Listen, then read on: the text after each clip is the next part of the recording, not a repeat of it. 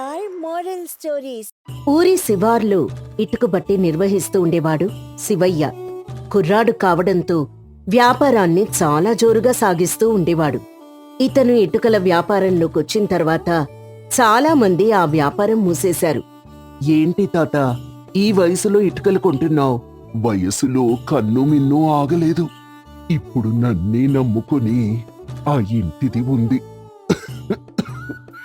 నేను కన్ను మూసేలోపు దానికి ఇల్లు కట్టిద్దామని అని ఆ తాత దగ్గుతూ ఆయాసపడుతూ చెప్పాడు. తాత, ఈ వయసులో కష్టపడుతున్నావు, నీకిటుకలు సగం ధరకే ఇస్తాను అంటూ నిజాయితీ కలిగిన కష్టం చూస్తే చాలు కరిగిపోయేవాడు. ఈ విధంగా తన మంచితనంతో అందర్నీ ఆకట్టుకున్నాడు. అందుకే అందరూ ఇతని దగ్గరకే వచ్చేవారు. కష్టం చూస్తే కరిగిపోయే గుణం రావడానికి కారణం ఇతను కూడా చిన్నప్పటినుంచి కష్టపడుతూ పైకి రావడమే. చిన్నప్పుడే తండ్రి చనిపోవడంతో కుటుంబ భారం శివయ్య మీద పడింది. ఉన్న ఒకే ఒక దిక్కుని ఆ దేవుడు తీసుకెళ్లిపోయాడు. నిన్ను పోషించే శక్తి నా దగ్గర లేదు నాయనా. నువ్వు మీ మామయ్య వాళ్ళింటికి వెళ్ళిపో. నేనంతో ఇంతో విషం తీసుకుని చచ్చిపోతాను అంటూ శివయ్య తల్లి సుమతి అనింది. దేవుడు మనకొక జీవితం ఇచ్చాడు అంటే దానికర్థం జీవించమని, అంతేకాని ఆ జీవితాన్ని మధ్యలో బలిచేయమని కాదు. నువ్వు నన్ను పోషించడం కాదమ్మా, నేనే నిన్ను పోషిస్తాను అంటూ శివయ్య 10 ఏళ్ల వయసులోనే తన తల్లికి హామీ ఇచ్చాడు. అప్పట్నుంచి ఎండనక వాననక చేతికి దొరికిన పన్ని చేశాడు. ఏ పని ఉన్నా చేస్తానయ్యా, పనిప్పించండయ్యా అంటూ అందర్నీ అడిగి పనిచేసేవాడు. అలా పనిచేసుకుంటూ చేసుకుంటూ తల్లిని పోషించుకుంటూ ఉండేవాడు. పని బాగా నేర్చుకోవడంతో అందరి దృష్టిలో పడ్డాడు. అలాగే కాలం కలిసి రావడంతో లక్షాధికారి అయ్యాడు. సొంతంగా ఇటుకల బట్టి పెట్టుకుని తనే ఎంతో మందికి ఉపాధి కల్పించే స్థితికి వచ్చాడు. ఇది ఆ శివయ్య కథ. ఒకరోజెప్పట్లానే శివయ్య పని ముగించుకుని ఇంటికొచ్చాడు. శివయ్యకి ఆ ఊర్లో ఉండే పెళ్ళిళ్ల పేరయ్య తన ఇంట్లో కనిపించాడు. మాటల్లోనే అబ్బాయి వచ్చాడు. బాబూ, మీకోసం చాలా ఊళ్ళ నుంచి జమీందారుల సంబంధాలు తీసుకొచ్చాను అంటూ చాలా గొప్పగా చెప్పాడు. ఎదురుగా తల్లి కూడా ఉంది. ఏంటమ్మా ఈ పెళ్లిగోలా అంటూ తల్లిని సున్నితంగా అడిగాడు శివయ్య. గోలేంట్రా గోలా, అందరూ పెళ్ళిళ్ళు చేసుకుని చక్కగా స్థిరపడుతున్నారు కదా అంటూ సహజంగా అమ్మ మాట్లాడి మాటలు మాట్లాడి, పంతులుగారు మంచి రోజు చూసి పెళ్లి చూపులకి వస్తామని చెప్పండి అని పెళ్ళిళ్ల పేరయ్యని పంపించేసింది. అమ్మా, పెళ్లి చేసుకోవాలంటే చూడాల్సింది ఆస్తి అంతస్తు కాదమ్మా, గుణం. అలా అని ఆస్తి పాస్తి లేని అనాథం చేసుకుంటావా మనకుంది కదమ్మా, అది చాలే అంటూ శివయ్య నవ్వుతూ చెప్పాడు. ఆ రోజుకా విషయం సమసిపోయింది. కాని తల్లి మాత్రం సంబంధాలు చూస్తూనే ఉంది. ఒకరోజు ఇటుకల బట్టీలో శివయ్య కూర్చొని ఉండగా ఎముకలు పైకి కనిపించే ఒక ముసలాయన ఇటుకలు మోస్తూ కనిపించాడు. పాపం, ఈ వయసులో కూడా ఇంత కష్టపడుతున్నాడు. కొడుకులున్నారో లేరో అని శివయ్య మనసులో అనుకుంటూ ఉండగా అక్కడికి లంగా ఉణి కట్టుకుని ఒక అందమైన అమ్మాయి వచ్చింది. ఆ అమ్మాయి చాలా అందంగా ఉండి ఏదో తెలియని అమాయకత్వం ఉండడంతో శివయ్య ఆమెని అలా చూస్తూ ఉండిపోయాడు. అలా చద్దెన్నం తీసుకుని నడుచుకుంటూ ఆ ముసలాయన దగ్గరికి వెళ్ళింది ఆ అమ్మాయి. నాన్నా, అన్నం తిందుగాని రా అంటూ చాలా అందంగా పిలిచింది. ఆ ముసలాయన వచ్చి అన్నం తింటూ ఉంటే ఆయన మధ్యలో ఆపిన పనిని ఈ అమ్మాయి చేయడం మొదలుపెట్టింది. శివయ్య అది చూసి ఆశ్చర్యపోయి నేరుగా ఆ అమ్మాయి దగ్గరికెళ్ళాడు. అమ్మాయి, నువ్వెవరో నాకు తెలీదు, నువ్వెందుకు పనిచేస్తున్నావు అంటూ ఇటుకలు మోస్తున్న ఆ అమ్మాయిని అడిగాడు. నేను సాంబయ్య కూతుర్నండి. మా అయ్య భోంచేస్తున్నాడు, అందుకే నేను పనిచేస్తున్నాను అని చాలా వినయంగా చెప్పింది. ఈ మాత్రం దానికి నువ్వు మళ్ళీ పనిచేయడం ఎందుకు? ఒక అరగంట అయితే సాంబయ్య వచ్చి పనిచేస్తాడు కదా. మా నాన్నకు వయసు అయిపోవడం వల్ల చాలా నెమ్మదిగా పనిచేస్తున్నాడు. ఇప్పుడు భోజనం కోసమని విరామం మరీ ఎక్కువ తీసుకుంటే యజమానికి చాలా నష్టం కదయ్యా. మమ్మల్ని పోషించే యజమానిని మోసం చేయడం మంచిది కాదు కదా అని ఒక్క మాట మాట్లాడగానే ఆమె వ్యక్తిత్వం ఏంటో శివయ్యకి అర్థమైపోయింది. ఇక అప్పట్నుంచి ఆమెను రోజూ గమనించడం మొదలుపెట్టాడు. మధ్య మధ్యలో ఆమెతో మాట కలపడానికి ప్రయత్నించేవాడు. కాని ఆమె మాత్రం యజమాని అని గౌరవంగానే చూసేది. కాని ఏమాత్రం చనువు తీసుకునేది కాదు. ఇలా జరుగుతూ ఉండగా ఒకరోజు ఆ తండ్రి కూతుళ్ళుండే ఇంటికి వెళ్ళాడు శివయ్య. శివయ్య వాళ్ళింటికి రాగానే తండ్రి కూతుళ్ళు ఉబ్బి తబ్బిబ్బైపోయారు. ఈ పూరి గుడిసెకి మీరొచ్చారేంటయ్యా? కబురు పెడితే నేనే వచ్చేవాణ్ణి కదా. అంటూ కాళ్లు కూడా నేల మీద ఆనకుండా మాట్లాడాడు సాంబయ్య. పర్వాలేదులేండి సాంబయ్య గారు, ఇంతకీ నేనెందుకొచ్చానో అడగలేదు అని అనగానే తండ్రి కూతుళ్ళకి ఏమీ అర్థం కాక ఒకరి ముఖాలొకరు చూసుకుని ఆశ్చర్యపోయారు. నేను మీ అమ్మాయికి ఉద్యోగం ఇద్దామనుకుంటున్నాను అనగానే సాంబయ్య చాలా సంతోషించాడు. తమ కష్టాలు ఇంకో మెట్టు తీరినందుకు సుగుణ కూడా చాలా ఆనందపడింది. చాలా సంతోషమయ్యా. ఇంతకీ ఏ ఉద్యోగమో చెప్పలేదు కదా. నా భార్య ఉద్యోగం, నా జీవిత భాగస్వామి ఉద్యోగం, నా ఇంటిని చక్కదిద్దే ఉద్యోగం అంటూ తన మనసులో మాట బయటపెట్టాడు శివయ్య. అయ్యా, మీరు మాట్లాడేది నాకేం అర్థం కావడం లేదు. ఇందులో అర్థం కాకపోవడానికి ఏముందండి? మీ అమ్మాయి నాకు చాలా బాగా నచ్చింది. మీరొప్పుకుంటే ఖచ్చితంగా మీ అమ్మాయిని పెళ్లి చేసుకోవాలనుకుంటున్నాను. అలా అని మీరు భయపడాల్సిన అవసరం లేదు. నా కట్నం ₹1 కూడా వద్దు. అత్తవారింట్లో మీ అమ్మాయిని తక్కువగా చూస్తామన్న ఆలోచన కూడా వద్దు అంటూ వాళ్లకి నమ్మకం కలిగించాడు. అంత గొప్పింటి సంబంధం రావడంతో సాంబయ్య చాలా సంతోషించి శివయ్యకి చేతులకి దండం పెట్టాడు. వాళ్ల దగ్గర మాట తీసుకున్న తర్వాత శివయ్య నేరుగా తన మనసులో మాట వాళ్ళమ్మకి చెప్పాడు. ఇంత ఆస్తి ఉండి ఏ దిక్కులేని ఒక కూలివాడి కూతుర్ని చేసుకుంటావా అంటూ తల్లి అగ్గిమీద గుగ్గిలంలా తయారైంది. అమ్మా, ఒకప్పుడు మన పరిస్థితి కూడా అదే కదా. డబ్బుదే ఉందమ్మా. ఈ రోజుంటుంది, రేపు పోతుంది. మనకి వ్యక్తిత్వం ముఖ్యం. ఆ లెక్కన అనుకుంటే ఆ అమ్మాయి వ్యక్తిత్వం ఎన్నో కోట్లకి సమానం. పెళ్లి కాకముందే అమ్మాయిని వెనకేసుకొస్తున్నావు. ఇదంతా నాకు తెలీదురా. నాకు కట్నం ఇచ్చే కోడలే కావాలి అని తల్లి ఎందుకో మంకుపట్టు పట్టింది. అమ్మా, నేను చేసుకుంటే ఆ అమ్మాయినే చేసుకుంటాను, లేదా జీవితాంతం బ్రహ్మచారిగా ఉండిపోతాను అని శివయ్య కూడా చాలా పట్టుదలగా చెప్పడంతో ఇక ఏం మాట్లాడలేక తల్లి 2 మెట్లు దిగింది. అయిష్టంగానే ఆ పెళ్లి కొప్పుకుంది. కట్నం లేకుండానే ఆ అమ్మాయిని పెళ్లి చేసుకుని ఇంటికి తీసుకొచ్చాడు శివయ్య. శివయ్య లేనప్పుడు అత్త ఆ కోడల్ని సూటిపోటి మాటలంటూనే ఉండేది. సుగుణ తన అమ్మలాంటిదే అనుకుని భరిస్తూ ఉండేది. పక్క ఊర్లో జమీందారు పెద్ద బంగ్లా కడుతూ ఉండడంతో ఇటుకలు చాలా అవసరమయ్యాయి. దానికోసం శివయ్య చాలా ముడిసరికంతా తీసుకుని ఇటుకలు సిద్ధం చేశాడు. రేపొద్దున ఇవి వాళ్ళకి పంపించేయండి అని చెప్పి శివయ్య ఇంటికి బయలుదేరాడు. కాని ఆ రోజు రాత్రి బోర్న వర్షం కురిసింది. ఉదయాన్నే లేచి చూడ్డంతో శివయ్య నెత్తిన పిడుగు పడ్డట్టు తయారైంది. అమ్మా, ఇంత వర్షం కురిసిందా? ఇటుకలు తడిచిపోయి ఉంటాయి. లక్షల్లో నష్టం వచ్చుంటుంది అని బాధపడుతూ ఉంటే తల్లి అందుకుంది. నేనెంత చెప్పినా వినకుండా నువ్వీ పిల్లని పెళ్లి చేసుకున్నావు కదా, అందుకే ఇలా జరిగింది. అందుకే అంటారు బిడ్డొచ్చిన వేళ గొడ్డొచ్చిన వేళ అని శాపనార్థాలు పెడుతూ ఉండగా పక్కూరి జమీందారు గుమాస్తా అయిన రామాచారి వచ్చాడు. శివయ్య గారు, నమస్కారం. మీరు ఉదయాన్నే ఇటుకలు పంపమని చెప్పారట. కాని జమీందారు గారికి అత్యవసరం ఉండడంతో నిన్న రాత్రే తరలించుకున్నారు. ఆ డబ్బులు ఇచ్చిపోదామని వచ్చాను అంటూ డబ్బిచ్చి వెళ్ళిపోయాడు. తల్లి ఏం తెలియనట్టు లోపలికెళ్ళిపోయింది. కొన్ని రోజుల తర్వాత గుళ్ళో పూజారిగారి ఇంటికొచ్చి శివయ్య సుగుణ జాతకాలు చూశారు. ఈ అమ్మాయి జాతకంలో నష్టం ఉంది. ఈ అమ్మాయికి పిల్లలు పుట్టరండి అని చెప్పి వెళ్ళిపోయాడు.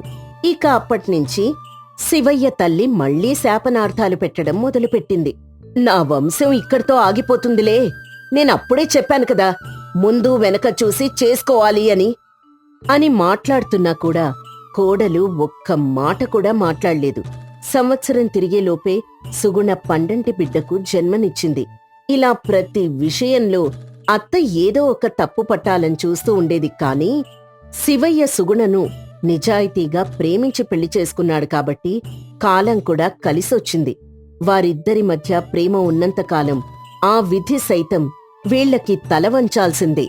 కాలం వీళ్లకే అనుకూలంగా మారాల్సిందే. ఆ ఊర్లో సూర్యుడి కంటే ముందే, కోడి కూత కంటే ఇంకా ముందే లేచే ఒక వ్యక్తి ఉంది. ఆ వ్యక్తి పేరు సీతమ్మ. ఆమెనందరూ పేదరాశి పెద్దమ్మ అంటారు. ఎందుకంటే ఎంతో మంది బాటసారులకి, తెలియని వారికి, పేదవారికి చాలా తక్కువ ఖర్చుతో భోజనం పెడుతూ ఉండేది. స్వర్గంలో ఒకరోజు బాగా అమృతం తాగి ఇంద్రుడు అజీర్ణం పాలయ్యాడు. దాంతో మజ్జిగ తాగి జీర్ణం చేసుకున్నాడు. అందుకే అందరూ దీన్ని ఇంకో అమృతం అంటారు.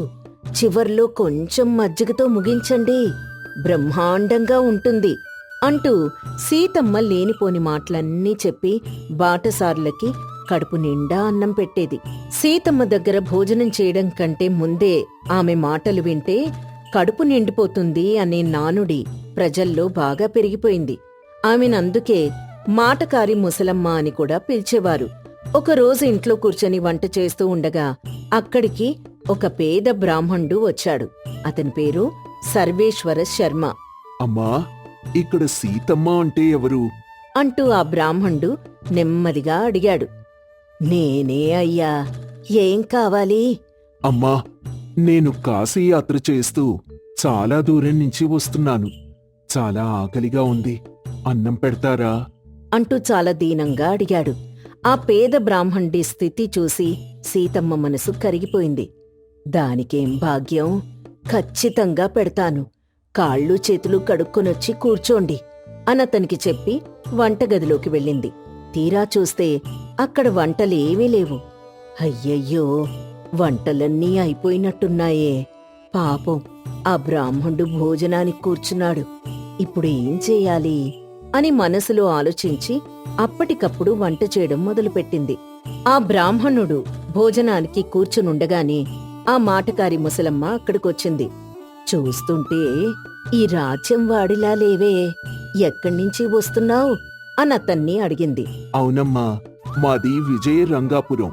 మా నాన్నగారి అస్థికలు గంగా నదిలో కలపడానికి కాశీ వెళ్తున్నాను. అవునా, కాశీ చాలా పవిత్రమైన ప్రదేశం. కాశీ వెళ్తే చాలు, మనం అన్ని పుణ్యక్షేత్రాలు దర్శించుకున్నంత పుణ్యం వస్తుంది అంటూ కాశీ గురించి మాట్లాడుతూ మధ్య మధ్యలో వంటగదిలోకి వెళ్లి వస్తుంది. ఆ కాశీ పట్టణాన్ని ఆ పరమశివుడే తన చేతులతో స్వయంగా నిర్మించాడంట. కాశీ వెళ్తే కాయో ఫలమో వదిలేయాలంట అంటూ కాశీ విశిష్టత గురించి చెప్తూ ఉంది. దాందే ఉందమ్మా, ఏదో జామ పండు, మామిడి పండు వదిలేసి వస్తారు. అదేంటి పంతులుగారు అలా అంటారు? కాయ పండు అంటే మామిడి పండు, జామ పండు కాదు అంటూ అందులోని అర్థాన్ని చెప్పడం మొదలుపెట్టింది. పంతులుగారు కూడా చాలా శ్రద్ధగా వినడం మొదలుపెట్టారు.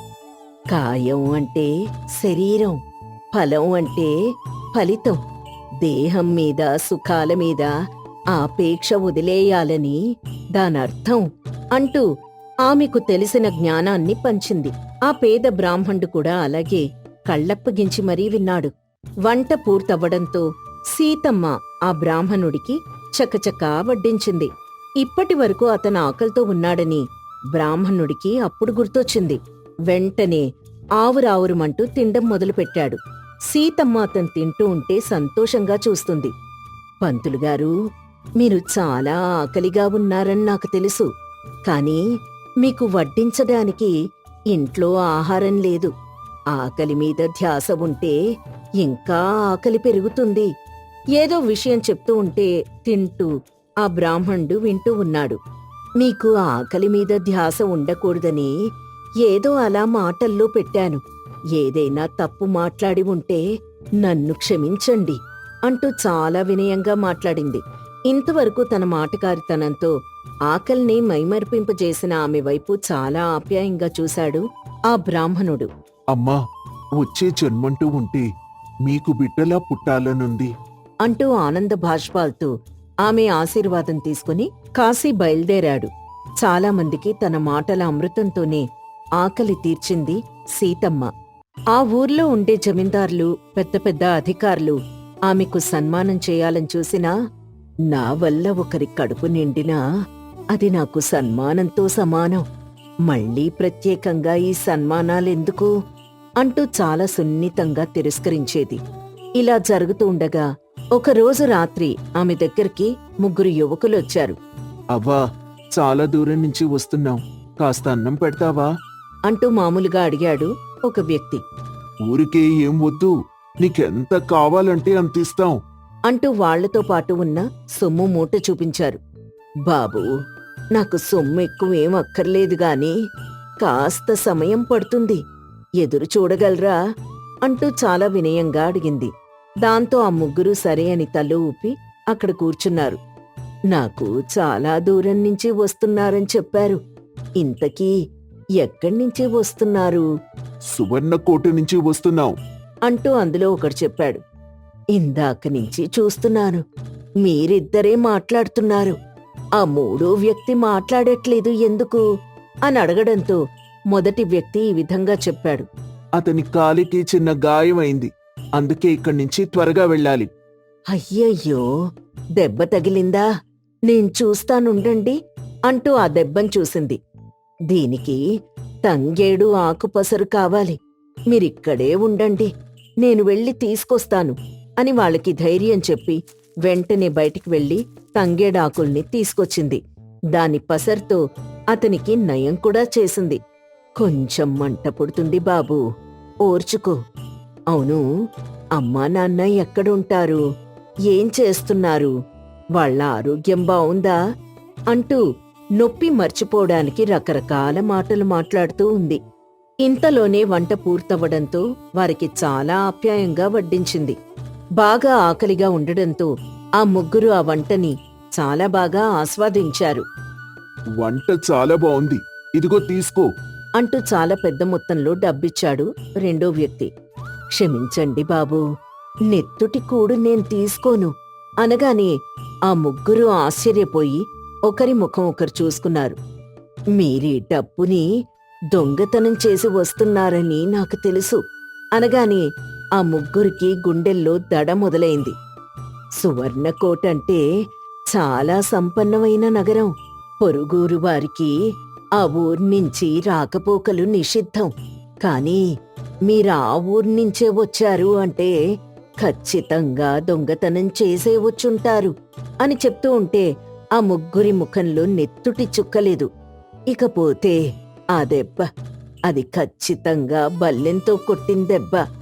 అంటే సువర్ణకోటలో ఎవరో కాపలాదారులు మిమ్మల్ని ఆపడానికి మిమ్మల్ని కొట్టుంటారు. మీరు తప్పించుకొని ఇక్కడికొచ్చారు.